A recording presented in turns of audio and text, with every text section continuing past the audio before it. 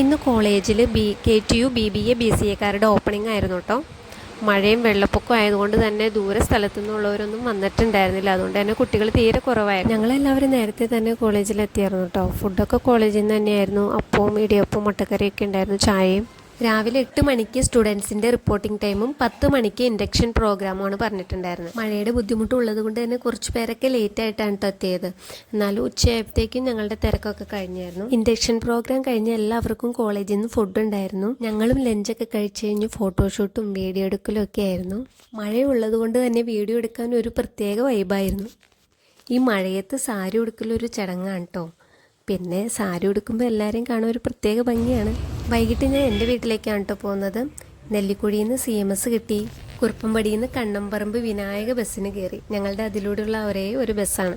വേങ്ങൂർ മാർക്കോമ പള്ളിയാണ് കേട്ടോ അത്. എൻ്റെ അനിയൻ്റെ ഡ്രോയിങ് ആണ് കേട്ടോ അത്. അവൻ പുറത്ത് വരച്ചു കൊടുക്കാനുണ്ട്, നന്നായിട്ട് വരയ്ക്കും.